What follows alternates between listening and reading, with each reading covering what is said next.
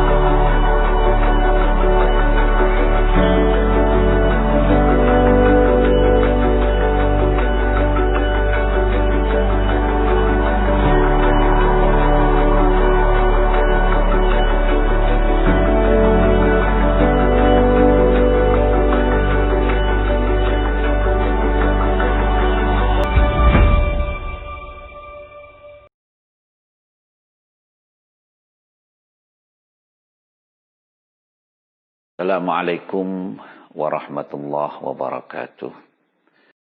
Hamdan, salatan, wassalaman, amma ba'du. Anak-anakku semuanya, dalam kehidupan ini kita tidak bisa dilepaskan dari yang namanya nilai-nilai kehidupan. nilai-nilai kehidupan ini berasal dari karakter yang baik. Nah, yang disebut dengan karakter adalah sifat batin yang mempengaruhi segenap pikiran, perilaku, budi pekerti, tabiat yang dimiliki oleh manusia dan makhluk hidup yang lain. Demikian pula sebagai manusia, tentu kita tidak bisa dilepaskan dari yang namanya karakter. Ada satu ungkapan yang cukup menarik yang perlu mendapat perhatian kita. Perhatikan apa yang Anda pikirkan, karena itu akan menjadi ucapan Anda. Perhatikan apa yang Anda ucapkan, karena itu akan menjadi perbuatan Anda. Perhatikan perbuatan Anda, karena itu akan menjadi kebiasaan Anda. Perhatikan kebiasaan Anda, karena itu akan menjadi karakter Anda. Dan perhatikan karakter Anda, karena itu akan menjadi nasib Anda. Di dalam Al-Quran, sebagai umat Islam, kita belajar banyak sekali nilai-nilai. Setelah dipelajari, ternyata ada 100 lebih nilai-nilai yang terdapat di dalam Al-Quran, kitab suci umat Islam. Dan di antara 100 lebih nilai itu, pesantren Tebu Ireng mengambil 5 nilai dasar yang wajib diikuti, wajib dimiliki oleh segenap sivitas akademika yang ada di pesantren Tebu Ireng. Mulai dari kiai, para asatidz, para santri, karyawan, guru, dan semuanya. 5 nilai dasar yang wajib tersebut, yang pertama adalah ikhlas. Yang dimaksud dengan ikhlas itu apa? Ikhlas ini adalah mengerjakan sesuatu tanpa pamrih. Selama ini di kalangan pesantren, ikhlas ini didefinisikan sebagai melakukan sesuatu karena Allah. Tentu ikhlas ini letaknya ada di dalam hati. Karena semua karakter itu berasal dari hati. Sehingga tidak ada satupun orang yang tahu apakah seseorang itu memiliki hati yang ikhlas atau yang tidak. Yang tahu apakah seseorang ikhlas atau tidak itu adalah dirinya sendiri dan Allah Subhanahu wa ta'ala. Contoh di antara perbuatan yang menunjukkan keikhlasan, kalau bagi santri misalnya, ketika mendengar suara adzan, maka tanpa diperintah oleh siapapun, santri tersebut segera berdiri, menghentikan aktivitasnya, kemudian mengambil air wudhu dan siap-siap mengikuti sholat berjamaah. Jadi kita tidak tahu hati seseorang itu ikhlas atau tidak, tapi kita bisa melihat apa yang tampak. Termasuk di antara ikhlas itu adalah kita melakukan sesuatu walaupun itu sebenarnya bukan tanggung jawab kita. Contoh, ketika kita sedang berjalan, kemudian kita melihat ada sampah yang mungkin tercecer. Banyak orang yang mungkin merasa ini bukan urusan saya. Tetapi bagi seseorang yang ikhlas, maka dengan segera begitu melihat sesuatu yang tidak pada tempatnya, dia ambil, dia pungut sampah itu, kemudian dia buang di tempatnya. Ini juga merupakan salah satu bentuk keikhlasan. Dan ikhlas ini menjadi sifat dasar. Kalau baginda Nabi di hadis Arba'in An-Nawawi, hadis pertama, beliau bersabda, innamal a'malu binniyat. Sesungguhnya sahnya satu amal itu karena niatnya. Maka ikhlas ini menjadi pokok dari segala amal perbuatan manusia. Karena dari keikhlasan ini nanti akan melahirkan sifat-sifat, melahirkan nilai-nilai yang lain, yang tentu ketika seseorang ini sudah mempunyai keikhlasan, maka lahirlah kejujuran, lahirlah tanggung jawab, lahirlah toleran, lahirlah sabar, lahirlah adil, lahir sifat-sifat yang lain, dermawan dan sebagainya.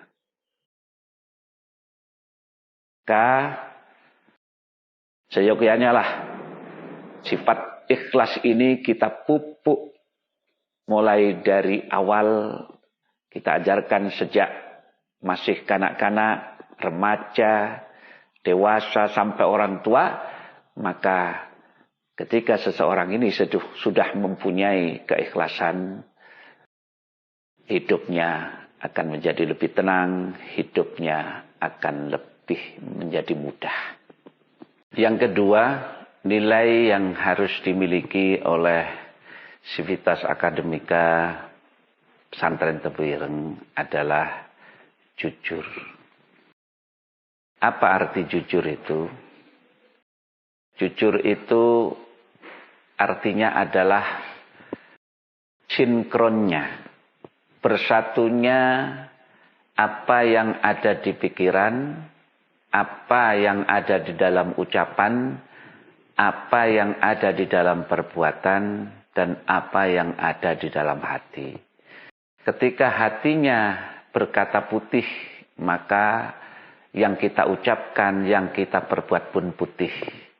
Ketika hatinya berkata hitam, maka apa yang kita ucapkan, apa yang kita perbuat pun hitam. Nah, sifat jujur ini juga menjadi salah satu sifat yang dimiliki oleh ahli surga. Kalau kita dalam bahasa Arab ada sifat siddiq. Siddiq ini artinya jujur. Siddiq itu artinya benar. Dan orang yang mempunyai sifat jujur, mempunyai karakter jujur, itu kejujuran sudah menjadi darah daging. Sehingga orang akan selalu berbuat jujur, baik di depan orang maupun di belakang orang. Karena bagi orang yang jujur, yang melihat bukan manusia, tapi adalah Allah Subhanahu wa taala. Dikisahkan suatu ketika Khalifah Umar sedang berjalan-jalan, kemudian di satu rumah, satu malam, beliau mendengar ada dua orang wanita yang sedang bercakap-cakap, rupanya ibu dan anaknya yang berprofesi sebagai penjual susu. Nah, di antara dialog yang terdengar oleh Khalifah Umar, sang ibu memerintahkan kepada anak untuk mencampur susu yang akan dijual dengan air. Dengan alasan menurut sang ibu agar keuntungan yang kita peroleh lebih banyak. Tetapi sang anak menolak dengan mengatakan, "Jangan, Bu. Ini adalah pelanggaran hukum. Kalau sampai Khalifah Umar tahu, maka kita akan dihukumnya. Beliau akan marah." Sang ibu mengatakan, "Sudahlah, Nak. Khalifah Umar tidak akan tahu." Padahal Khalifah sedang mendengar di luar rumah. Dengar jawaban sang ibu, sang anak pun meluruskan, "Ibu, kalaupun Khalifah Umar tidak melihat perbuatan kita, bagaimana dengan Tuhannya Khalifah Umar? Bagaimana dengan Allah Subhanahu wa Ta'ala yang Maha Tahu?" Nah, inilah yang disebut dengan sifat jujur. Tanpa memikirkan dilihat atau tidak oleh manusia, perbuatan kebaikan atau kejujuran ini tetap dia laksanakan. Anak-anakku semuanya, terkadang kita ini berpikiran bahwa seseorang itu apa yang tampak. Padahal apa yang tampak belum tentu menggambarkan apa yang tidak tampak. Contoh sederhana. Terkadang kita melihat seseorang ini baik, punya akhlak yang baik. Tetapi sering kita melihat orang ini melanggar. Contoh sederhana, ketika kita berada di jalan raya, ada seseorang yang mungkin pakai sarung, pakai kopiah, pakai serban. Tetapi di pertigaan jalan atau di perempatan jalan, lampu merah misalnya, pada lampu sedang menyala merah, dia terobos saja. Nah, tentu ini adalah contoh yang tidak baik. Bagi orang yang jujur, lampu merah itu sudah seperti pengawasan. Walaupun tidak ada polisi yang mengawasinya. Dan ini sifat jujur yang luar biasa. Nah, bagi kita, terutama bagi para santri, bagi para siswa-siswi semuanya, sifat jujur ini bisa diterapkan. Contoh sederhana ketika kita belajar, misalnya menghadapi ulangan. Maka kita merasa bukan hanya diawasi oleh guru, tapi juga kita merasa diawasi oleh Allah Subhanahu wa Ta'ala, sehingga kita berusaha ketika mengerjakan ulangan itu, kita kerjakan sesuai dengan kemampuan kita.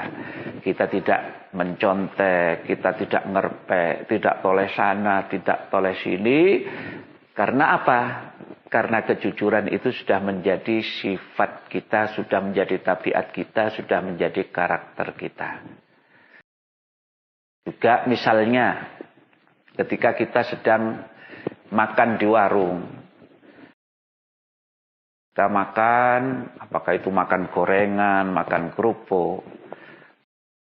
Nah, jadi jangan sampai kita ini misalnya makan gorengan 5, tapi ketika membayar kita hanya mengatakan 3. Makan kerupuk 10, kita mengucapkannya 5. Nah, ini adalah satu sifat yang tidak baik. Bukan sifat yang jujur. Nah, jadi ini penting bagi kita semuanya. Kenapa?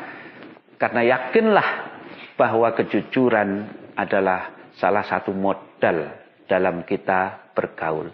Orang sukses berdagang, orang sukses berbisnis itu bukan karena banyaknya modal berupa uang, berupa harta, tapi modal utama adalah kejujuran seperti yang dimiliki oleh baginda Nabi. Baginda Nabi ini pebisnis ulung, pedagang ulung, tapi modalnya bukan harta.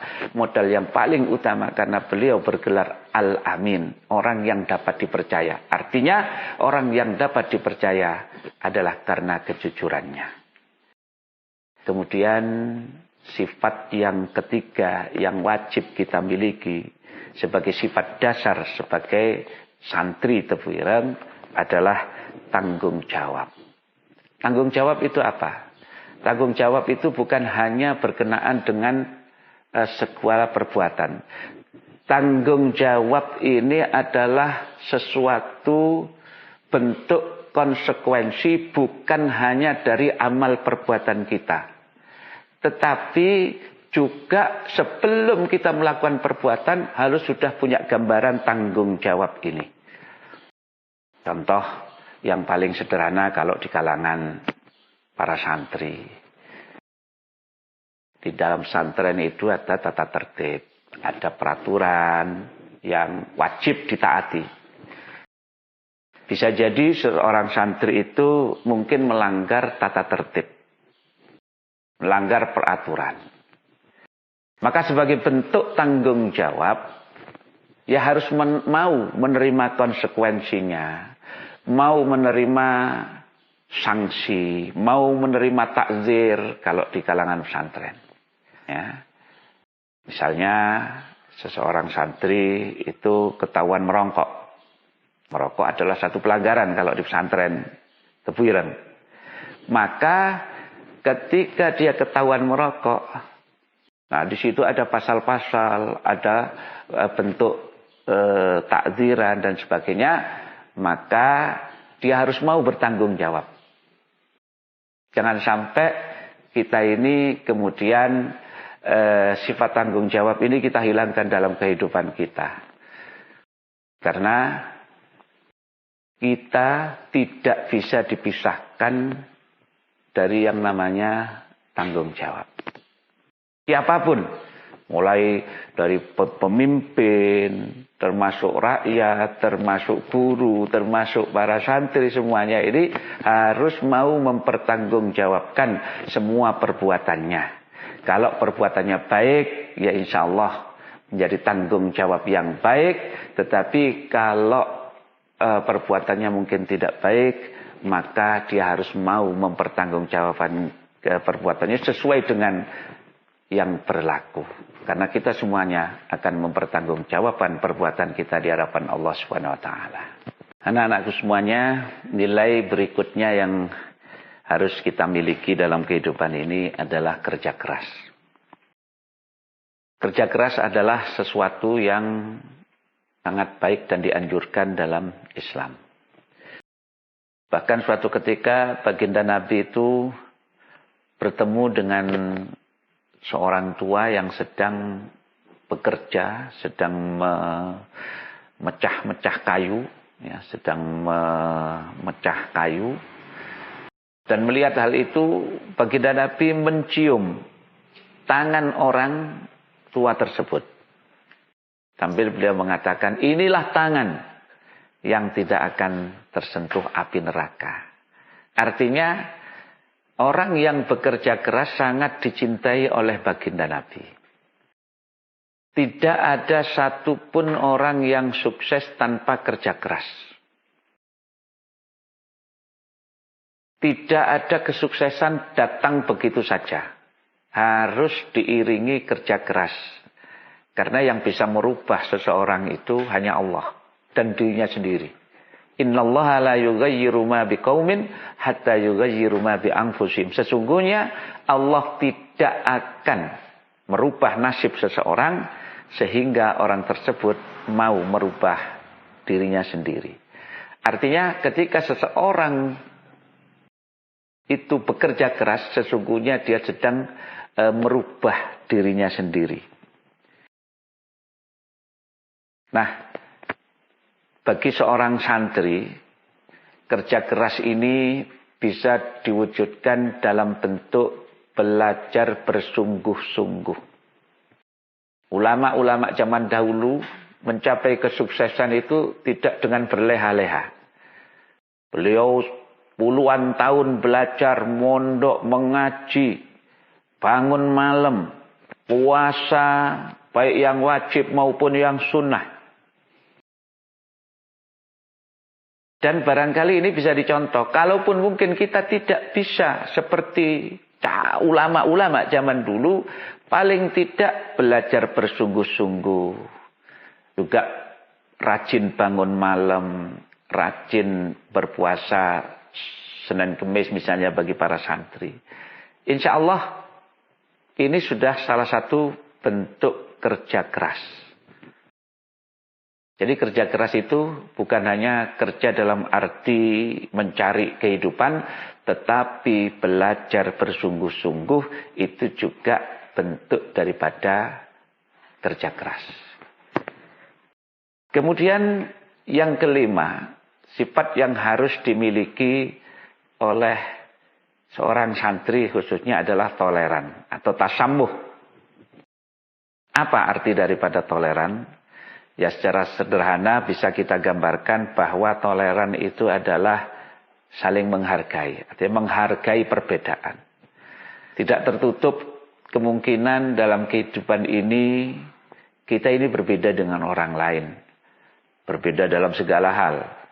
Terkadang kita ini berbeda suku, berbeda bangsa, berbeda bahasa, berbeda profesi, berbeda strata, dan perbedaan-perbedaan yang lain.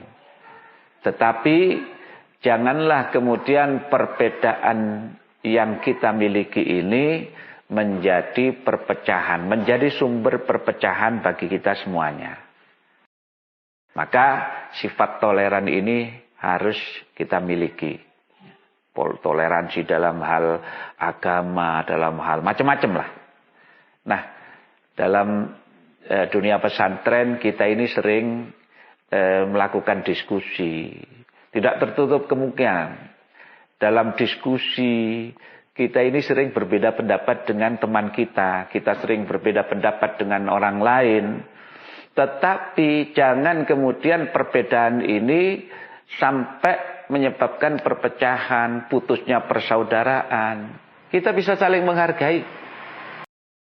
Sebab dalam sebuah diskusi itu bukan untuk mencari menang kalah. Ya. Bukan untuk mencari siapa yang benar. Satu permasalahan sesuai dengan tempatnya. Kalaupun mungkin orang lain yang mungkin berbeda dengan kita bisa menghargai kita, demikian pula sebaliknya kita juga bisa menghargai pendapat orang lain. Ini contoh menerapkan sifat atau nilai toleran dalam kehidupan kita sehari-hari. 5 sifat dasar ini yaitu ikhlas, jujur, tanggung jawab, kerja keras, dan toleransi. Kalau kita mampu menerapkan kelima ini dalam kehidupan sehari-hari, walaupun kita tidak mampu menerapkan nilai yang lain 100 lebih, insya Allah 5 nilai ini sudah cukup mengantarkan kita menjadi orang yang hebat.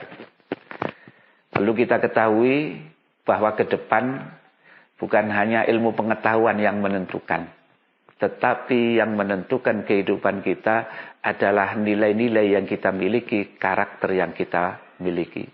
Satu contoh sebagai penutup dari materi ini, suatu ketika sebuah perusahaan membuka lowongan pekerjaan. Maka kebetulan perusahaan ini perusahaan yang terkenal. Maka ribuan pelamar dari yang S1, S2 karena syaratnya IP-nya harus di atas 3. Mereka berbondong-bondong melamar. Maka pada waktu yang telah ditentukan satu persatu calon karyawan ini dites. Rupanya tesnya bukan tes tulis, bukan tes wawancara, tapi semacam trapping. Tesnya ini adalah semacam jebakan. Jadi sudah setting sebuah kantor yang sedemikian rupa sehingga untuk menguji sampai di mana karakter karyawan itu. Ketika ada karyawan yang mungkin melihat di halaman depan kantor itu melihat sampah berserakan, dia biarkan. Kemudian melewati sebuah ruangan yang lampunya sedang menyala padahal suasana terang benderang, tidak dia matikan. Kemudian melewati toilet atau kamar mandi yang airnya mancur terus, tetapi padahal sudah penuh, dia tidak matikan. Maka ketika sampai di ruang penguji atau yang mewawancarai, maka diucapkan terima kasih sudah mengikuti tes ini. Tetapi ketika ada calon pelamar yang ketika dia masuk halaman melihat sampah berserakan, kemudian dia ambil sampah itu, kita dibuang di tempatnya. Ketika melewati ruangan yang terang benderang tapi lampu menyala sebagai bentuk tanggung jawab, maka dia matikan lampu tersebut. Ketika melewati toilet atau kamar mandi yang airnya terus mancur padahal sudah penuh, maka ketika pelamar ini masuk ke ruangan penguji, pertanyaannya adalah, mulai kapan Anda bisa bekerja? Anak-anakku semuanya, maka jangan lupa bahwa karakter inilah yang akan menentukan kehidupan kita. Maka di awal tadi saya buka mulai dari pikiran sampai ucapan, sampai perbuatan, kebiasaan, akhirnya menjadi karakter, dan karakter ini akan menjadi nasib. Artinya nasib Anda ditentukan oleh karakter Anda, ditentukan oleh nilai-nilai kehidupan yang Anda miliki. Demikian materi ini saya sampaikan, kurang lebihnya mohon maaf. Wallahul muwaffiq ila aqwamit thoriq. Wassalamualaikum warahmatullahi wabarakatuh.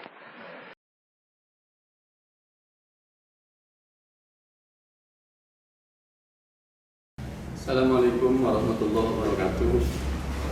Adik-adik santri baru di semua unit di Pesantren Tebu Ireng, selamat datang di Pesantren Tebu Ireng, dan kita bersama di edisi bersama pakar tafsir Tebu Ireng kita, beliau Dr. Haji Musta'in Syafi'i, dan tema kita pada saat ini adalah etika belajar di pesantren. Jadi teman-teman ini tentu sebagai santri baru perlu panduan bagaimana belajar yang baik, terutama di pesantren yang terkenal dengan sangat sakral dan seterusnya. Maka di sesi pertama ini kita akan bertanya kepada tamu kita yang mulia, beliau Dr. Haji Musta'in Syafi'i, tentang etika belajar di pesantren. Monggo Kiai. Assalamualaikum warahmatullahi wabarakatuh. Waalaikumsalam. Bahwa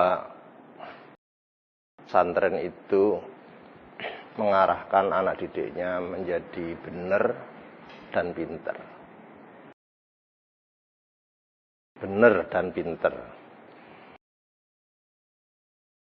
Dua hal yang saling berkaitan. Andai disuruh memilih salah satu, terpaksa harus memilih, maka pesantren memilih benar meskipun tidak pintar, dibanding pintar tapi tidak benar. Untuk itu, menjadi benar ini tidak ada kurikulumnya yang pasti, yang tertulis, tidak ada sekolahannya, melainkan dengan pelatihan dan kesadaran. Ada attitude yang harus dibangun di situ. Ada tata krama yang harus dipatuhi, atau bahasa hadisnya ada akhlak. Akhlak itu lam qaf yang identik dengan al-khaliq, Allah zat yang mencipta, sehingga perilaku kita ini ingin mencontoh perilaku Allah zat yang al-khaliq. Allah itu pasti sopan, pasti memberi rahmat, Allah itu pasti sayang, Allah itu segala yang bagus itu adalah milik Allah itu. Sementara benar itu sudah dipatok dalam kurikulum yang sudah baku atau ada kreasi sedikit tambahan, dan itu sudah mudah dilalui, sehingga akhlak itu bisa dilalui dengan suluk, perambahan mental ini. Sedangkan ilmu itu melalui akal belajar, ya. Kira-kira itulah. Jadi teman-teman di unit manapun, Kiai menegaskan bahwasanya di pesantren ini dua tujuannya. benar dan pintar ini tataran ideal. Tapi kemudian ketika harus memilih kata kiai tadi ya, yang penting benar walaupun tidak ada pintar, daripada pintar tapi tidak benar. Maka kemudian kita semakin dalam harus bertanya pada kiai standar benar itu seperti apa gitu. Apalagi untuk tata pesantren itu benarnya berbeda dengan di luar pesantren. Ya. Maka bagaimana panjenengan melihat benar sebagai standar pesantren ini seperti apa ukurannya? Iya. Pertama begini, Islam itu bukan pesantren, dan pesantren itu bukanlah Islam. Dalam artian gitu.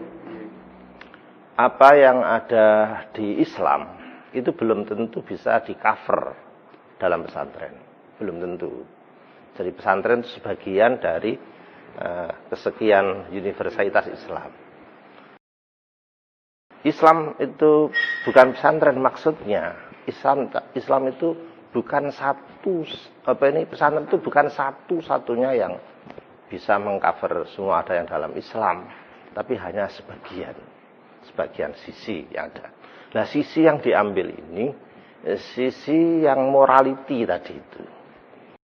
Apa saja akhlak yang digagas oleh Islam, baik hubungan dengan Allah maupun dengan manusia maupun dengan alam lingkungan, itu yang dipraktekkan di dalam pendidikan pesantren. Makanya orang sering menyebut pendidikan pesantren, jarang menyebut pengajaran. Nah, ya jarang. Karena gini, kiai itu sebelum mengajar itu sudah mendidik dulu. Contoh ya, pagi subuh kan belum ada materi yang masuk, belum ada yang masuk, proses belajar mengajar belum ada. Tapi kiai itu malam itu sudah mentransfer doa, mentransfer mudah-mudahan santrinya solih, loh kan, ditransfer mudah-mudahan solih. Terus subuh, kiai sudah mencontohkan, ini, begini cara beribadah, begini. Jadi praktik yang ada di segala bidang itu diajarkan secara uswah, secara percontohan yang itu, tidak menggunakan kata-kata. Iya, ini ya. Nah, tapi arahnya sudah jelas. Sholat tepat waktu, bukan diorasikan, tapi dicontohkan. Lah apa saja? Nah ini terus terang, ya tentu sebisa-bisanya pesantren ini mengutamakan sisi morality yang universal semampu-mampunya itu, semampu-mampunya ini. Nah makanya saya sebut Islam kok nggak ada pesantren kok nggak ada torekotnya loh. Memang pesantren itu tidak mewakili semua keislaman kok, mengambil sebagian yang dimampui ya oleh pesantren gitu. Ya, tadi beliau menyinggung bahwasanya di pesantren ini tidak cuma belajar mengajar, tapi ada pendidikan. Kalau dulu di Tebuireng kita ingat ada majelis tarbiyah wa ta'lim, ada tarbiyah dan ada taklim. Maka berikutnya kita akan mendengarkan penjelasan beliau bagaimana cara kita untuk menyerap sebagai santri, bagaimana cara kita untuk bisa menyerap kiai, bagaimana kiai mengajarkan dan mendidik kita supaya yang terorasikan dan yang tidak terorasikan itu bisa kita tangkap sebagai santri. Dan tentu ini sangat dibutuhkan kepada teman-teman santri baru supaya mereka untuk menjadi pribadi yang benar dan pintar. Iya. Di Al-Quran, tepatnya surah Al-Kahfi, surah yang menjadi password makomnya Hadratus Syekh, itu ada 4 tokoh yang perlu diteladani oleh santri. Mengapa Al-Kahfi dipilih oleh Hadratus Syekh sebagai password? Jadi ini mau berhubungan secara alam embuh itu, passwordnya ini. Satu, komitmen keimanan dilambangkan oleh Ashabul Kahfi. Ya. Kemudian konglomerat, orang kaya. Ini jadi siapa ini? Ashabul Jannah ini. kebun. Lalu ilmuwan, kiai. Ini Khadir dan Musa. Kemudian 4 itu pejabat. Iskandar, Dzulqarnain. Nah ini. Sehingga Hadratus Syekh atau Tebireng itu santri itu ya harus manfaat top. Ini lagi. Manfaat top. Kalau tidak menjadi kiai ilmuwan, ya menjadi pejabat. Jika kalau menjabat, ya orang kaya. Nah, gimana kan harus dibangun. Ya, harus menjadi proses being ini yang. Karena itu menyerap ilmu ya menyerap ilmu. Tapi jangan menyalahi etika. Menyerap ilmu pasti sebanyak-banyaknya. Tapi tetap dibarengi dengan etika, dengan komunikasi kepada Tuhan yang memberi ilmu. Bukan sekedar fisis, teori. Iya itu teori benar-benar. Tapi apa artinya punya ilmu tapi tidak manfaat? Nah, manfaat itu bisa diperoleh di celah-celah waktu mencari ilmu itu. Yang saya sebut di surah Al-Kahfi, dialog Khadir dan Musa itu hebat sekali. Pertama, santrinya ini harus mempunyai komitmen yang kuat. Saya akan menuntut ilmu sebagus mungkin, sebanyak mungkin, mati-matian lah gitu. Musa ketika diberitahu Khadir ada gini. Iya. La abrah hatta ablugha majma'al bahrain. Akan saya cari guru itu. Enggak akan berhenti saya. Au amdiyah hukuba. Meskipun menghabiskan waktu satu hukub. Satu hukubah itu 80 tahun. Jadi Musa dalam menuntut ilmu itu punya keseriusan memburu ilmu walaupun perjalanan 80 tahun. Coba. Itu artinya Allah itu menekankan nek ndelok ilmu itu ya santri dhisik yang punya himmah. Kemauan yang kuat, enggak bisa. Nah, terus tentang ini. Umpamanya mati dalam mencari ilmu, bahagia. Tidak semua hamba Allah itu bisa ditakdir mati, wafat ketika tengah-tengah mencari ilmu. Tak perlu nangis ya nangis, tapi ini orang yang hebat. Terus langsung akhirat swarga bisa. Terus malaikat itu diliwati itu dadah ngono tok. Omane pengurus-pengurus ini ada ngono. Coba bayangkan. Komitmen sudah. Begitu sudah ketemu. Bukan kecerdasan yang dibutuhkan oleh Maha Guru Khadir ini. Bukan kecerdasan. Kecerdasan tetap. Tapi kesabaran. Piye caranya patuh kepada perintah guru itu gimana? Itu setelah komitmen dia. Ojo menyinggung, ojo melanggar. Nih untuk pondok. Terus pokoknya di pondok itu belajar senyarang, jangan melanggar. Kalau tidak bisa berbuat baik, nggak apa-apa. Tapi jangan melanggar. Nih saya berbuat baik, top lo ya. Nek umumnya gak iso, ibu ojo melanggar. Nah ini coba dialog itu. Di sini ada penghalang sedikit. Pada saat Nabi Musa diberitahu oleh Khadir, Musa, gak bisa kamu itu mengikuti materi saya. Wes. Rodok sombong sedikit. Di Musa. Jadi jawabannya Nabi Musa, satajiduni insyaallahu sabira wala a'si laka amra. Di sini Musa menggunakan ananiyah, keakuannya sendiri dengan lafadz sabira yang mufrad. Iso aku ya apik ngono, tapi aja diomongno wong. Ojo diomongno ning ngarepe guru. Kok sawangane apa itu lebih potensi dibanding gurunya.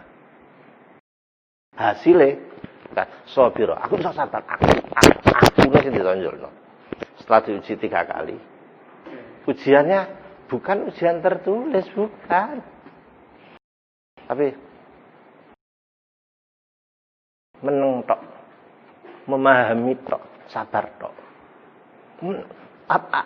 Apa ada saya ujian meneng itu? Bukan ujian berbicara, menjawab ya tidak. Ujian meneng. Khadir ingin menguji sejauh mana kepatuhan dia. Kepatuhannya dia. Wis cerdas susah nih. Tapi ada kepatuhannya sapiro Musa ini. Tapi Khadir harus ngerti, Musa cerdas. Nabi harus ngerti bisa.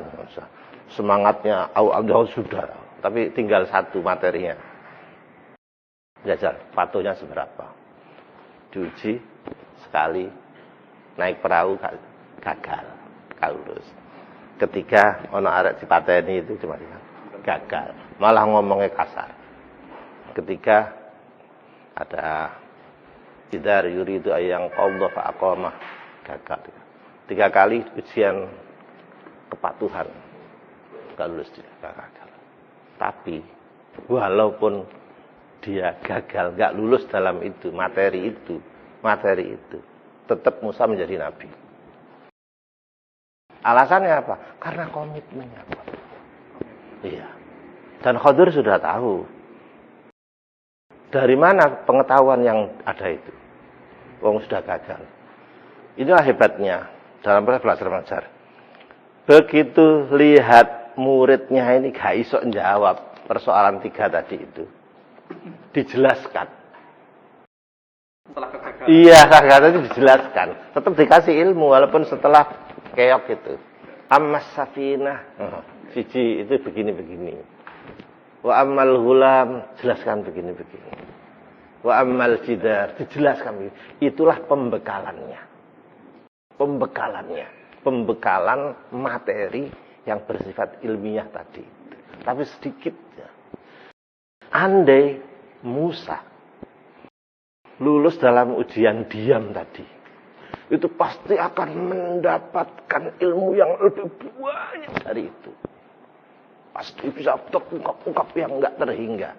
Tapi berhubung sak kelas itu saja dia itu sudah gagal, maka cukup itu aja dijelaskan. Nah, sudah dipadukannya. Di situ kita dapatkan 2 keyword, yaitu untuk menjadi santri yang benar dan pintar itu adalah komitmen dan kesabaran. Sekalipun dalam contoh tadi Kiai, Musa gagal. Murid yang secerdas itu dan maha guru Sayyidina Khadir yang sudah maha guru. Artinya tidak menjamin ketinggian derajat guru dan ketinggian derajat murid mencapai KBM yang maksimal. Iya. Maka kemudian PR kita adalah bagaimana kita meneladani Sayyidina Musa. Di samping punya komitmen ternyata gagal di kesabaran. Dan tentu kami Kiai bagi yang mengajar ini juga perlu belajar dari Sayyidina Khadir supaya tidak se ekstrim itu. Begitu tidak lulus hadza firaku baini wa bainah. Maka bagaimana fenomena ini Kiai? Iya. Karena Musa memilih fakultas yang berbeda. Iya. Syariah. Iya, jadi dosennya berbeda kurikulum, berbeda silabi. Iya. Oke, kalau berbeda silabi ya, berarti kan ini bisa saya gambarkan pesantren punya silabi masing-masing. Iya. Sekarang bagaimana Kiai memandang Tebuireng? Tentunya teman-teman baru ini ternyata biar menatap Tebuireng silabusnya seperti ini, apa yang harus saya siapkan? Iya. Karena masih usia tolab, usia belajar. Ya sudahlah, kayak Musa muda tadi itu saja. Komitmen nggak boleh berhenti, nggak boleh putus, nggak boleh cengeng. Nggak boleh cengeng di nelpon wong tuan itu apa itu? Itu. Pokoknya orang tua juga harus mendengar ini. Kalau tidak ada berita buruk, berarti anaknya baik-baik saja di pesantren. Itu sudah. Kalau nggak ada berita buruk, berarti baik-baik saja. Sudah sih, lo gobles. Maka komitmen itu Itu penting sekali komitmen itu. Di dua sisi komitmennya. Komitmen sebagai santri harus tidak cengeng. Komitmen sebagai orang tua tidak Ikhlas betul. mengkhawatirkan anaknya. Iya, jadi orang tua itu kalau mondok anak itu aja melungker turu ae gitu loh. Masa kiai ini mendidik untuk anu bengi orang tuanya itu Nggih. tidur. Ya poso lah ibu eta apa gitu. Nah, mungkin itu ya. Seperti teknis langsung ya. Iya. Apa aja yang perlu disiapkan murid katakan sebelum dia mutolaah apa yang dilakukan. Nah, Mutolaah ini. apa yang dilakukan. Terus orang tua di rumah ini Saya- minimal wirid apa gitu yang. Saya kok kepada orang tua ini sing rada penting nih. Nggih, nggih. Jadi mondokno arek itu jangan kalah dengan orang nyerviskan mobil di bengkel. Orang nyerviskan mobil di bengkel itu sering datang ke bengkelnya, kurang apa. Tidak mendahulukan komplain ya. Iya, nah kalau ke pondok itu malahan enggak lah. Bukan kok main enggak. Kurangnya apa itu? Ini Pak, lebih serius menyerviskan mobil di bengkel dibanding mondokno anak di kiai itu. Kiai tidak minta apa-apa. Guru tidak minta apa-apa. La nuridu minkum jaza. Kepada wali murid tidak minta apa. Wala syukura. Diucapkan terima kasih pun tidak. Itu komitmen biasa. Innama nut'imukum liwajhillah. Iya. Tak nutut gitulah. Karena itu wali murid ini minimal harus tirakat berdoa. Bantu. Gak iso bantu ilmu sing yang mengajar biarlah gurunya di pesantren. Tapi orang tuanya ini ikut mentransfer energi doa tadi yang bisa mengangkat anaknya berhubungan dengan Allah zat yang memberi. Bekali secara zahir ilmu oleh gurunya, didoakan, dibantu orang tuanya. Nah ini. Untuk itu di dalam masalah itu saya teruskan. Kalau Nabi Musa itu menggunakan satajiduni insyaallah sabira mufrad dirinya. Beda dengan Nabiullah Ismail. Kalau Nabi Ismail ketika diberitahu Nabi Ibrahim bapaknya mau disembelih, iya. Satajiduni insyaallah minas sabirin. Insyaallah saya termasuk bagian orang. Ada humbilistik, ada ketawaduan di situ. Jadinya sukses. Ada ketawaduan di situ. Karena itu bukan berarti Nabi Ismail itu bodoh. Bukan. Tapi nilai religiositasnya itu tinggi. Anjene calon nabi. Ya awakmu gak ngarah gelem dibeli apa ya mesti itu. Nah, di sini ada interaksi. Ilmu Allah itu tidak hanya di bangku sekolah. Ada ilmu Allah yang memang diberikan di bangku sekolah, di bangku pengajian, langsung. Nah, ada ilmu Allah yang sebagian diberikan di situ, sebagian nanti ketika dibutuhkan di masyarakat. Makanya itu namanya manfaat. Manfaat itu bukan di pondok. Tapi di daerah, sebut saja kalau marketing daerah pasarnya, bukan di daerah produknya. Ada ilmu Allah itu yang cuma sedikit diberikan di pondok, tapi Allah saving, ada simpanan ya. Iki kok arek. Tujuannya mungkin gak sumbung-sumbung gitu. Makanya arek pondok sing rada pinter-pinter lah kadang sumbung-sumbung gitu tuh. Itu nampes awake dhewe itu. Ya, sopir. Nah, terus karena itu santri ini biasa kalau live itu ya saya kandani. Santri itu kamu belajar. Itu jangan langsung buka buku. Nah, Fatihah dulu tak kepada musonefnya, pada gurunya. Terus ada hubungan. Ini kan mau pakai ilmu. Terus nanti kalau sudah selesai, ya jangan tutup thread. Ya kayak komputer itulah, buka file komputer, ketik banyak, Ctrl S, di saving, kasihan. Nah itu doa untuk mengclose, untuk menutup itu biar. yang biasa dipakai di panduan itu. Allahumma inni stauda'tuka ma qara'tu. Gusti kula titip. Karena memori kami kecil. Rumangsa kecil. Ya betul saja sudah, tapi memori saya kecil. Kayak pira iki. Iya. Titip ma qara'tu. Suatu ketika farduduhu ilayya 'inda hajati ilayhi. Suatu ketika saya butuh, ya Allah, kembalikan. Wah, kalau kita nyimpen semua yang kita tulis di komputer ya, gak karu-karuan untuk apa? Enggak, simpen aja tandai, menit dibuka mana koridor seno lah gitu. Sama dengan itu. Karena itu beda. Orang cari ilmu di umum dengan di mana ini. Dan itu beda. Karena ini ada tadi arah besar tadi. Benar dulu tadi. Ilmu yang ndadekno pelakunya itu benar. Kemudian pinter dan benar dan pinter, yang sebagai dua mata uang tadi itu. Ya, nah sekarang saya hadirkan yang ke Tebireng aja. Siapapun tahu Hadratus Syekh itu cerdas, betul. Tapi siapapun juga tahu bahwa Hadratus Syekh waktu mondok itu kepatuhannya terhadap Kiai Khalil Bangkalan.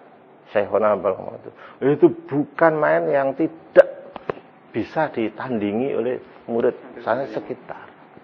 Bayangkan santri baru dilapuri. Cincinnya ibumu bunyai jatuh di WC. Kurasen deleono. Jajane santri anyar-anyar iku kongkon ngurasi WC umum gelem tadak. Kita nggak perlu begitulah, nggak perlu begitu. Nah, tetapi lepas dari apapun, setelah terbukti kepatuhan kan terus Kiai Khalil menganugerahkan, mempersembahkan keberkahan kemanfaatan ilmu itu walaupun nggak lama-lama mondok di situ. Akibatnya, Kiai Khalil pun juga sesekali pernah juga nyantri ke Tebireng. Saking tawadhunya. Apa ada jajal? Profesor ikut kuliah mahasiswa bimbingan itu? Enggak ada. Kalau belum menyalahkan belum profesor. Wah, enggak ada. Saya beda dengan Kiai. Lah aku sering takut awakmu. Iki piye gitu tanya tadi. Jadi ada. Nah, itulah.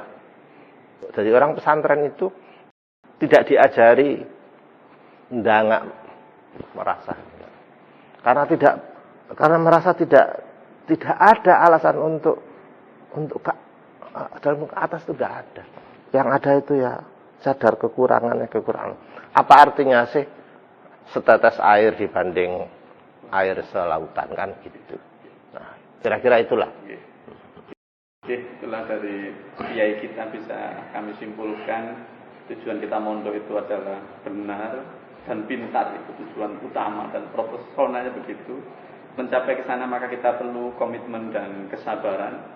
Kalau bentuk riyadhahnya tadi orang tua harus ikut mendoakan dan anak juga mendoakan.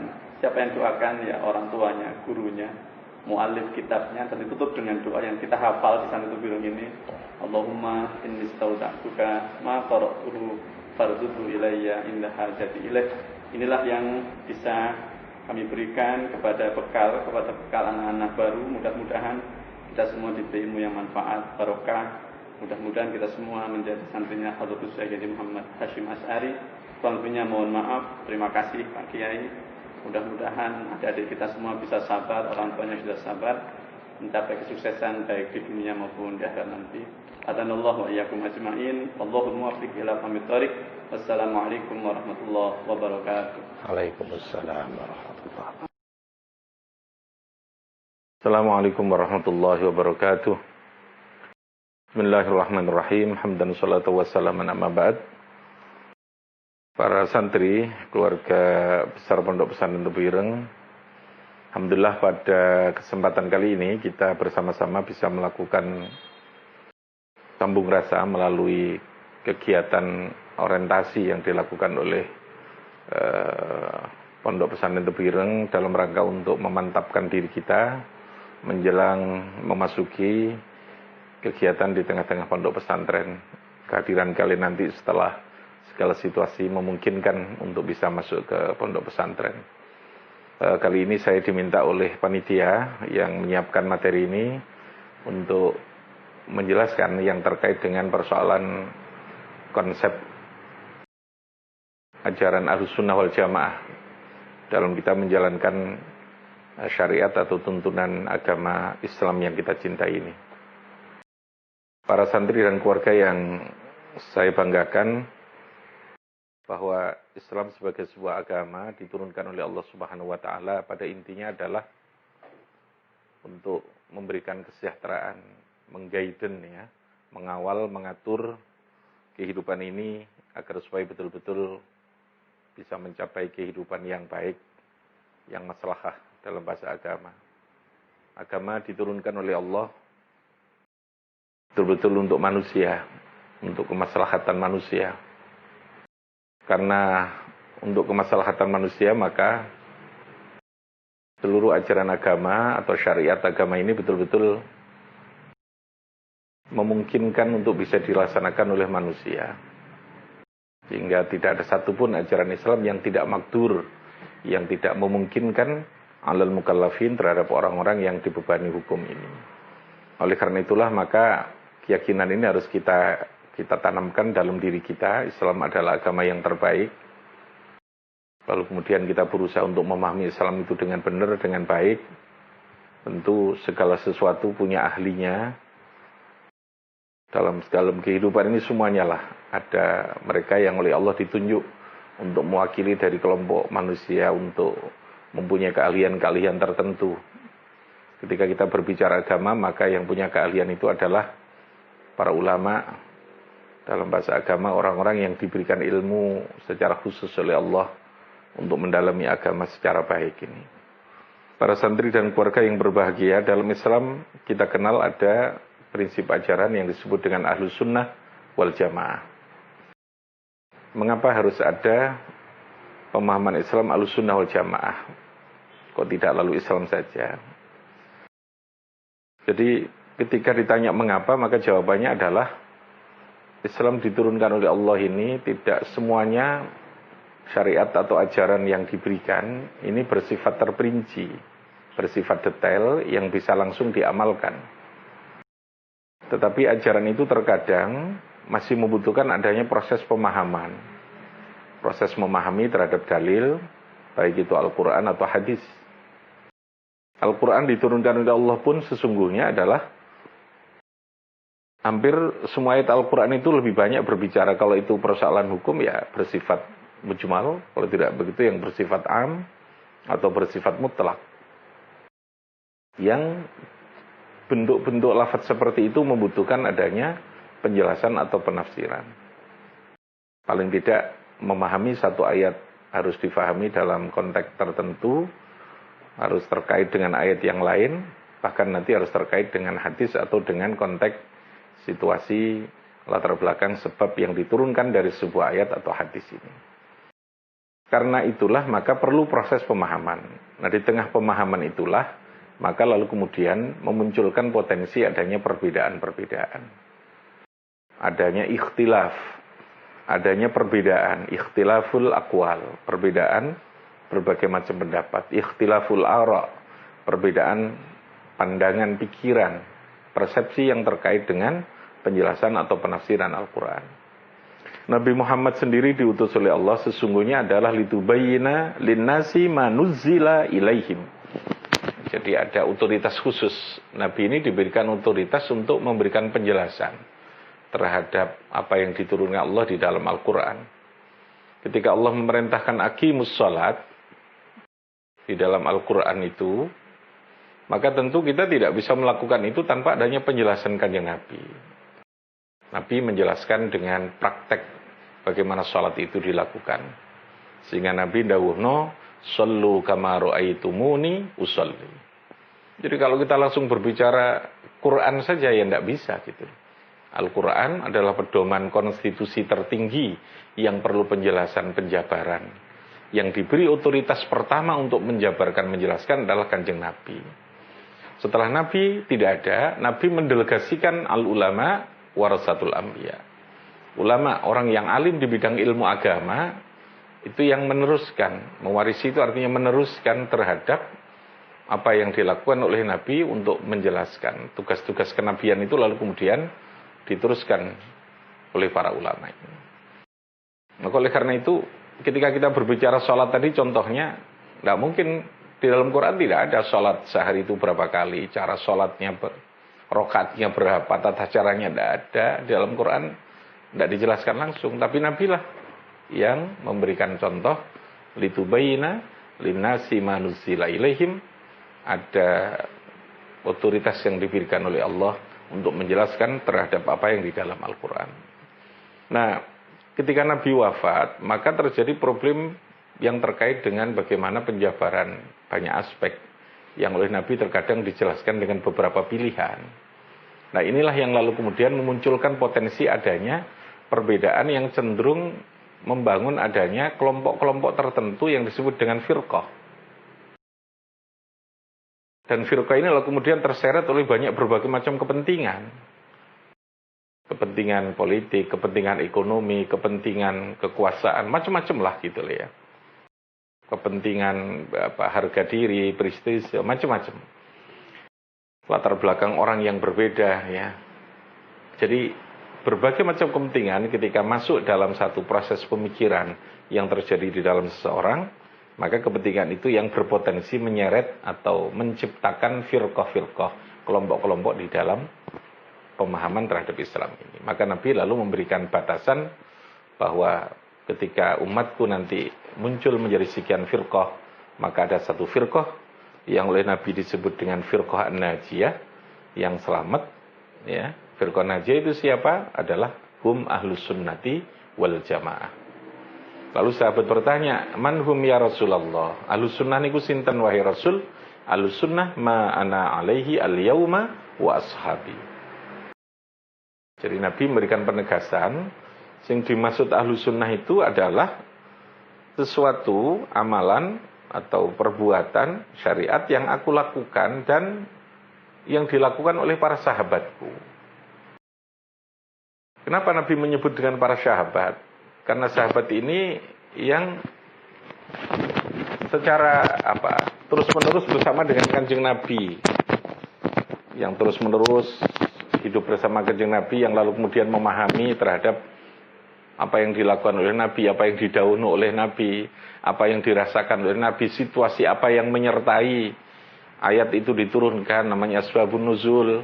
Situasi apa Nabi ketika ndhawuhna atau melakukan sesuatu, namanya asbabul wurud dalam hadis. Itu semua menjadi pertimbangan yang bisa menjadi pedoman untuk memahami terhadap pemahaman Al-Quran, hadis yang ketika itu belum dijabarkan oleh Kanjeng Nabi. Maka Nabi menyebutkan sahabat ini. Maka kita tidak mungkin memahami agama itu langsung dengan pikiran kita, atau dengan kita mendapatkan ilham kita lalu tidak boleh. Tidak bisa seperti itu. Makanya di dalam Al-Quran disebutkan bahwa siratal ladzina an'amta alaihim ghairil maghdubi alaihim waladdallin. Siratal ladzina an'amta, ihdinas siratal mustaqim. Kita memohon kepada Allah ditunjukkan pada jalan yang benar. Jalan yang benar itu pemahaman agama yang benar, pemahaman kehidupan yang benar. Jalannya siapakah itu?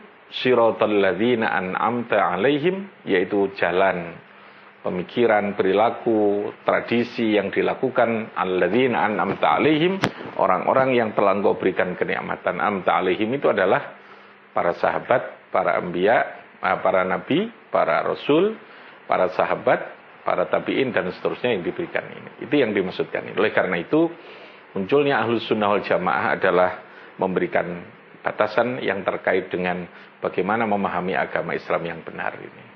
Ketika kita memahami bahwa munculnya firqah itu adalah sebuah kemungkinan di dalam agama kita, karena kemungkinan terjadinya persepsi dan pemahaman yang berbeda lalu munculkan banyak firqah. Di antaranya ada firqah namanya kelompok atau golongan Ahlus Sunnah wal Jamaah tadi yang saya sebutkan ma'ana alaihi al-yauma wa ashabi. sesungguhnya ajaran apa yang diberikan oleh Ahlus Sunnah wal Jamaah. Para ulama agar supaya standar pemahaman atau penjelasan pengamalan ajaran Islam yang berprinsip bermadzhab Ahlus Sunnah wal Jamaah ini betul-betul bisa dilaksanakan dengan baik, lalu kemudian membuat sebuah batasan.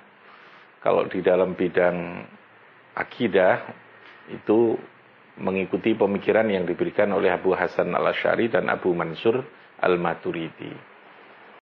Karena kita tahu di dalam bidang akidah ini begitu banyak pemikiran-pemikiran tentang Islam yang cenderung lalu kemudian keluar dari pemahaman tentang akidah yang benar. Pada intinya lalu kemudian dirumuskan adanya sifat Allah yang 20, yang diantaranya pada intinya adalah sifat wajib Allah itu adalah seluruh sifat yang bersifat kamaliyah. Kamaliyah itu yang sempurna. Bahwa Allah adalah zat yang sempurna, yang tidak mungkin, yang mustahil kalau Allah itu mempunyai kekurangan, mempunyai ketergantungan, mempunyai kesamaan dengan makhluknya. Allah zat yang maha awal, yang tidak ada awalnya, yang tidak akan pernah berakhir. Allah tidak membutuhkan kepada siapapun.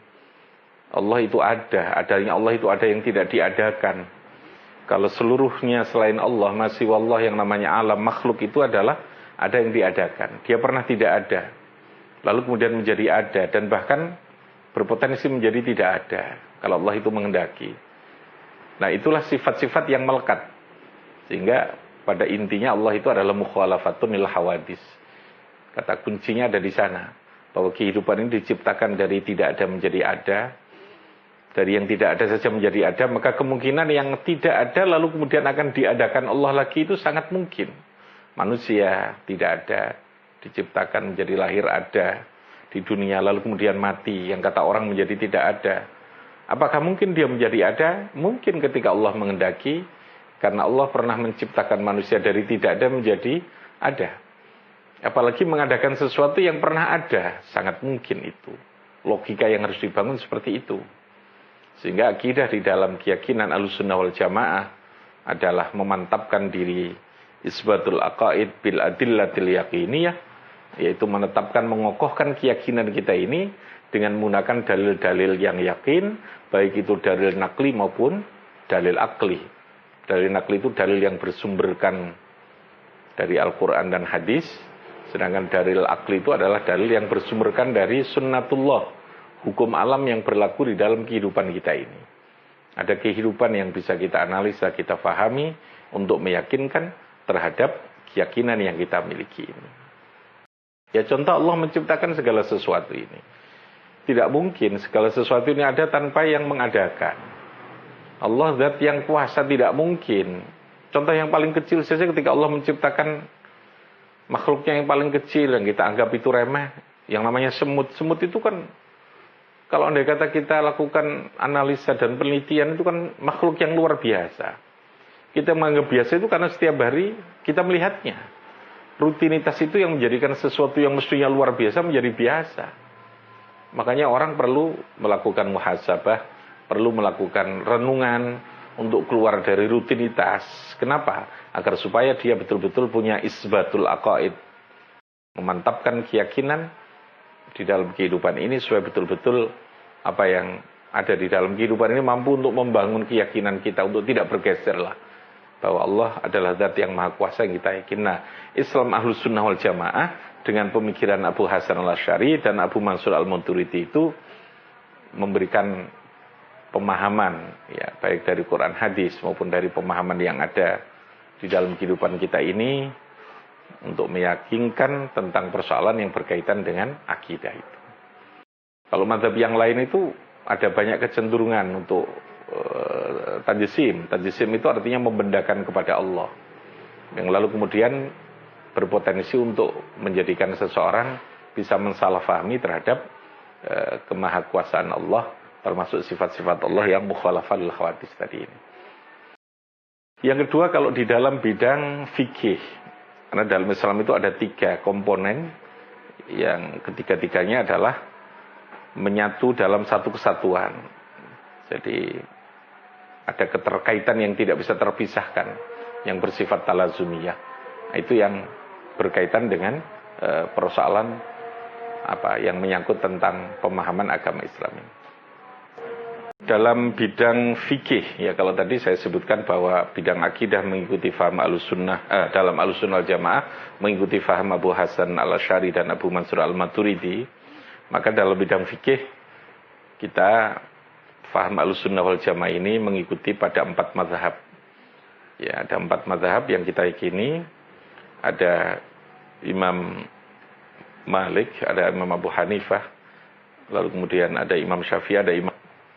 Kenapa harus memiliki imam ini? Karena imam ini yang dianggap dokumentasi, mempunyai tinggalan pemikiran-pemikiran yang bisa kita fahami dari hasil ijtihad yang dilakukan oleh para imam ini. Maka 4 mazhab inilah yang menjadi pedoman kita, paling tidak untuk memahami terhadap ajaran Ahlussunnah wal Jamaah di bidang fikih ini. Fikih itu sesungguhnya adalah pemahaman hukum dari dalil-dalil yang ada di dalam Al-Quran dan hadis yang bersifat dhonni. Jadi kalau kita memahami dalam disiplin ilmu ushul fikih itu ada istilah dalil yang bersifat qat'i, ada dalil yang bersifat dhonni. Dalil qat'i itu dalil yang pemahaman atau pengertian yang terkandung di dalamnya itu sudah jelas, tidak membutuhkan adanya penafsiran atau pemahaman. Jadi kalau orang bilang aqimus sholat, dalam Al-Quran ada ayat yang berbicara aqimus sholat itu jelas. Kesimpulannya bahwa sholat itu adalah wajib, itu qat'i. Lizzakari mislu hadzil unsayain, bahwa dalam hal masalah warisan, anak laki-laki itu mendapatkan bagian 2 kali atau 2 bagian ketimbang anak perempuan yang hanya mendapatkan 1. Ini bersifat qat'i. Tidak perlu penafsiran. Nah, qat'i yang seperti ini para ulama ahli usul menyebutnya adalah dalil yang melahirkan kesimpulan hukum namanya nas. Nas adalah hukum yang dilahirkan dari dalil-dalil yang bersifat qat'i yang tidak lagi menimbulkan adanya perbedaan pendapat. Tetapi sekali lagi di dalam Al-Quran, seperti di awal saya katakan, ada dalil-dalil yang bersifat dhonni. Dhonni itu bisa jadi dalilnya bersifat am, yang dia membutuhkan adanya taksis. Ada kalanya dalil itu bersifat mutlak, yang membutuhkan adanya sesuatu yang mengqayyidi, dalil yang bersifat muqayyad. Ada yang bersifat mujmal. Sehingga karena mujmal dia membutuhkan sesuatu dalil yang bersifat mubayyan, yang perlu menjelaskan, perlu al-bayan. Pada dalil-dalil inilah yang berpotensi menimbulkan perbedaan pendapat itu.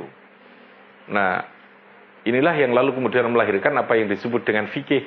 Fikih adalah kesimpulan hukum yang dilahirkan oleh para mujtahid dari dalil-dalil yang bersifat dhonni, yang di sana menimbulkan adanya dugaan-dugaan yang berpotensi untuk menimbulkan adanya sebuah perbedaan.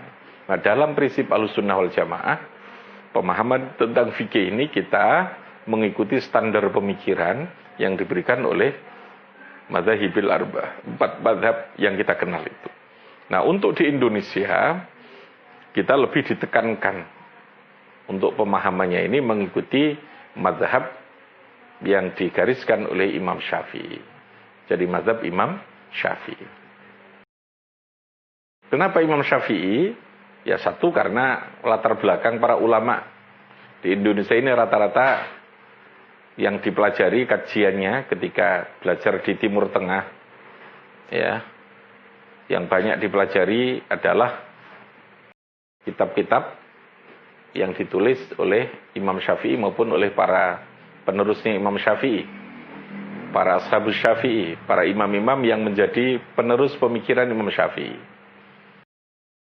Maka ketika para ulama ini kembali ke Indonesia setelah belajar agama di Timur Tengah, apakah itu di Makkah, apakah itu di Madinah, apakah itu di Mesir, apakah itu di Hadramaut, dan lain-lain sebagainya, maka ketika mereka pulang lalu kemudian mengembangkan ajaran itu, maka standar pemikirannya menggunakan fikihnya Imam Syafi'i tadi ini. Sehingga di pesantren yang didirikan oleh para ulama, semua kitab-kitab yang digunakan ini ala mazhab Syafi'i. Kayak kitab yang menjadi standar fikih dasarnya di pondok, apakah itu kitab Safinatun Najah yang berisi juga tentang akidah, Sulamut Taufiq, terutama kitab Takrib, Al-Ghayah wa Takrib, itu semua dikarang ala mazhab Syafi'i. itu mengikuti mazhab Syafi'i.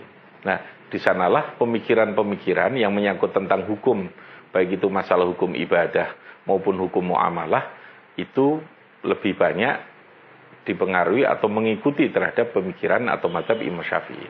Sehingga kalau kita di Indonesia ini, karena mayoritas ulama kiai yang mengawal masyarakat ini dari pondok pesantren, yang pondok pesantren itu kajian keilmuannya adalah menggunakan standar pemikiran-pemikiran Ahlussunnah wal Jamaah yang dalam bidang fikihnya ditekankan kepada mazhab Syafi'i, maka lalu kemudian amaliyahnya mengikuti mazhab Syafi'i. Jadi kalau sholat subuh kita juga melakukan kunut. Kunut itu ala mazhab Syafi'i. Di dalam kitab takrib bahwa kunut disunnahkan ketika pada rakaat kedua sholat subuh, pada rakaat terakhir sholat witir, itu dengan jelas disebutkan ala mazhab Syafi'i. Sholat tarawih 20 rakaat itu mazhab Syafi'i. Meskipun untuk mazhab selain Syafi'i, dalam 4 mazhab tadi bisa berbeda dengan Syafi'i. Sesungguhnya masih dalam konsep Ahlussunnah sesungguhnya. Ya, sesungguhnya masih sama Ahlussunnah. Cuman di Indonesia ini lalu kemudian ditekankan oleh para ulama ala mazhab Syafi'i dengan pemikiran-pemikiran yang dilahirkan dalam kitab ini. Oleh karena itulah para santri, Anda kalau masuk di pondok pesantren nanti akan mempelajari terhadap kitab-kitab yang semuanya itu adalah ala mazhab Syafi'i pada tingkat awal, yang baru lalu kemudian dikembangkan kitab-kitab yang bersifat muqaranatul madzahib, perbandingan mazhab pada tingkat lanjutannya. Ketika nanti kalian masuk di tengah-tengah pondok pesantren, nanti akan mendapatkan semua tadi yang saya jelaskan tadi, pemahaman, pemikiran tentang keagamaan yang berprinsip Ahlussunnah wal Jamaah. Kemudian yang ketiga, dalam bidang akhlak atau tasawuf, ini kita mengikuti kepada prinsip ajaran yang diberikan oleh Imam Junaid al-Baghdadi, termasuk oleh Imam Al-Ghazali. Ini adalah standar ajaran kita di bidang tasawuf ini. Karena sekali lagi, kenapa perlu standarisasi pemahaman yang lalu dibatasi dalam sebuah mazhab pemikiran, supaya tidak terjadi adanya bias, kemungkinan potensi terhadap penyimpangan yang terkait dengan pemahaman agama, karena tidak semua orang itu punya kemampuan untuk memahami langsung, gitu loh ya. Sehingga perlu ada orang yang menggaiden, yang menunjukkan, dan itulah yang disebut dengan mazhab. Hadratus Syekh Hasyim Asy'ari itu mewajibkan orang awam itu wajib at-taqayyud bimadhabin.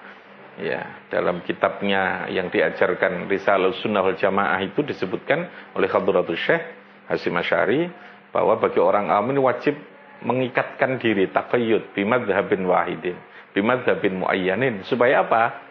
Punya kejelasan di dalam standar dia mengamalkan ajaran agama ini. Dan supaya tidak bias. Itu untuk orang awam harus. Nah, di dalam bidang yang berkaitan dengan tasawuf atau akhlak, kita mengikuti mazhab ini. Artinya dalam bidang tasawuf kita ini menyeimbangkan antara kehidupan akhirat dengan kehidupan dunia. Tidak boleh ada perbedaan. Dunia ini menjadi penting bagi kita orang mukmin untuk mazratul akhirah. Dunia bukan segala-galanya ketika kita berpikir dunia untuk dunia. Dunia ini sekedar mazra'ah. Sehingga kita boleh punya duit banyak, tapi duit banyak itu mindsetnya, memahaminya atau paradigma kita menjadi orang kaya itu kayak apa, itu ada ajaran tasawufnya. Sugio tapi sugih duitmu iku kanggo kita mengabdikan diri kepada Allah. Kita boleh punya jabatan. Jabatan itu harus kita miliki ketika kita mampu. Tapi jabatan itu untuk apa? Tidak berhenti untuk memiliki sesuatu. Itu keyakinan yang dibangun. Kita ini boleh memiliki apa saja ketika Allah mengendaki itu. Tetapi pemilikan kita ini bukan milik kita atau untuk kita. Ada tujuan yang lebih besar. Tujuan itu adalah untuk semakin memantapkan diri kita, memaksimalkan diri kita di dalam pengabdian kepada Allah Subhanahu wa taala. Sehingga tasawuf atau akhlak yang dibangun di dalam Islam adalah akhlak yang mampu untuk membangun keseimbangan diri kita. Bagaimana kita memahami dunia ini dan lalu mempersiapkan dunia ini untuk kepentingan akhirat ini. Bagi seorang muslim, apapun kehidupan ini bisa menjadi kebaikan. Seorang yang beriman, orang yang soleh, apapun yang kita miliki, apapun yang kita terima dari Allah, sesungguhnya adalah merupakan ibadah, merupakan kebaikan. Dengan catatan kita betul-betul mampu memahami dan melakukan itu dengan nawaitu, dengan kebaikan niat dalam hati kita untuk melakukan segalanya itu adalah karena Allah Subhanahu wa taala. Para santri sekalian dan keluarga yang berbahagia, Saya simpulkan dari apa yang saya pahami bahwa kehidupan kita di dalam beragama, dalam konsep Ahlus Sunnah wal Jamaah adalah menyeimbangkan antara 3 hal. Menyatukan dalam langkah kepada 3 hal tadi ini ya. Dalam bidang akidah. Akidah ini ibaratnya adalah fondasi. Fondasi yang tidak tampak. Tetapi fondasi ini akan menentukan bangunan yang di atasnya. Bangunan di atasnya itu adalah syariat, fikih tadi itu. Bangunan Islamnya. Bangunan di atas itu kuat apa tidak, kita lihat fondasinya. Meskipun kita tidak pernah melihat fondasinya, tapi kita tahu ketika bangunan itu lantai 2, lantai 3 tentu dia jauh lebih kuat ketimbang bangunan yang hanya 1 lantai. Bangunan yang sudah terdiri dari begitu banyak tiangnya dan sebagainya itu harus kita perindah. Perindahnya itu dengan akhlak, dengan tasawuf. Supaya betul-betul semuanya menjadi kenikmatan dan keindahan. Orang sholat menjadi kenikmatan, menjadi kebahagiaan. Yang memperindah finishingnya itu adalah akhlak dan tasawuf itu. Jadi ketika Anda ibadah kepada Allah, ka'annaka tarahu, anta abudallah, ka'annaka tarahu, fa'illam takun tarahu, fa'innahu yaraka. Itulah puncak daripada kesempurnaan seseorang di dalam menjalankan syariat agama Islam, di dalam konsep Ahlus Sunnah wal Jamaah. Kalian para santri dan orang tua yakinlah berada di tengah pesantren adalah sesuatu yang memberikan jaminan kehidupan yang mulia, bahagia, baik dalam kehidupan dunia dan akhirat. Diajarkan semuanya. Di pesantren itu ada semua. Kita diajari memahami agama dengan benar, memahami kehidupan dengan benar, hidup bermasyarakat dengan baik, sehingga hidup itu akan menjadi begitu indah untuk begitu banyak pilihan. Tidak hanya sekedar diajarkan keilmuan, tapi seluruh aspek kehidupan. Pesantren adalah madrasah kehidupan. Sehingga yakin kita ketika memilihkan pesantren itu adalah betul-betul mendapatkan hidayah dari Allah. May yuridillah bi khairan yufaqihu fid din. Orang yang Allah menghendaki orang itu menjadi baik, maka orang itu akan didorong untuk mau belajar ilmu agama, dan itu hanya ada di pesantren. Semoga kita segera diberikan pertolongan oleh Allah. Segala musibah yang terjadi, wabah corona, ya, wabah corona ini Allah segera mensirnakan. Lalu kita akan bisa melakukan aktivitas, termasuk bisa masuk ke pondok pesantren dengan baik, bisa belajar dengan baik. Amin ya rabbal alamin. Wallahul muwaffiq ila aqwamit thariq. Wassalamualaikum warahmatullahi wabarakatuh.